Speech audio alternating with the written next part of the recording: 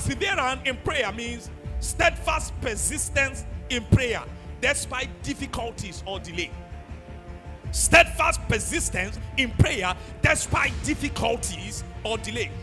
This is continuing to pray faithfully even when answers are delayed or discouragement sets in. Refusing to give up, refusing to faint.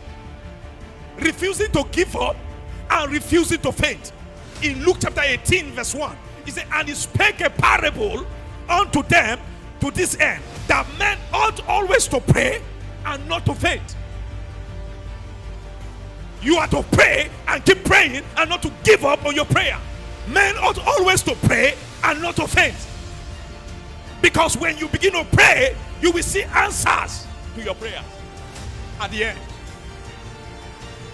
Jesus told the parable of the persistent widow to teach this very lesson. In that Luke 18, you remember the widow, the woman prayed, all right, that she was in a challenge, and she went to reach out to this particular judge who will fight her battle for her, and the judge ignored her the first time. She went back again. He ignored her the second time. She went back again. She kept going until one day the judge said, it's better I solve this woman's problem, because if I don't solve her problem, she will weary me. And then see what Jesus says. Say, hear what the unjust judge. That is an unjust judge. If an unjust judge can respond to persistence in prayer, the Bible says the judge was a wicked one. If an unjust judge can respond to perseverance in prayer, how much more a good judge? The Bible calls God our judge. Jesus said, but when the Son of Man cometh, verse 8 of Luke 18, shall he find faith on the earth? Shall he find you in perseverance in prayer? That you are not seeing answers does not mean you should do what? You should give up. The answer is just on the way. I read a book one time, and in that book the man said, it's like this world that you are seeing. You carry a hammer, hit one time, that you want to pull down the wall.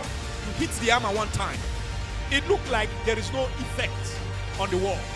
But what you don't know is that that hammer has created an effect on that wall.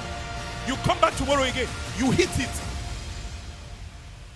It has weakened the wall again. You come back next tomorrow, you hit. The more you hit, the more you are weakening the wall. One day, you may not even need to use the hammer. Maybe your finger, you will just use your finger and touch the wall, and the wall will collapse. You will think it was your hand with your finger, but it was the many praying, the perseverance in prayers that was responsible for pulling down that wall. What is that difficulty in your life? If you will hit the hammer one time, and if it does not go down, hit it again the second time.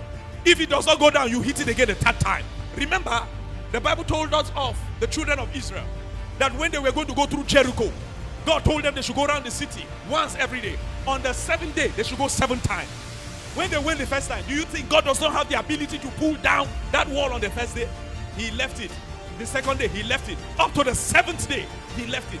But when they went round the wall 7 times, what happened? God said, shout. When they shouted, it was not their shout that brought it down. It was their perseverance in doing what God has instructed them. When you persevere in the place of prayer, don't be a Christian or a child of God that give up halfway. No, be that child of God that even when it looks like there is no way, you are still standing your ground, that there will be a way.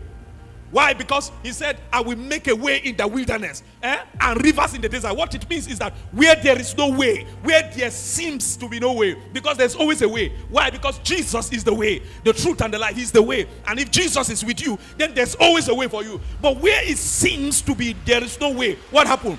He said, stay there. He will make a way for you in that place.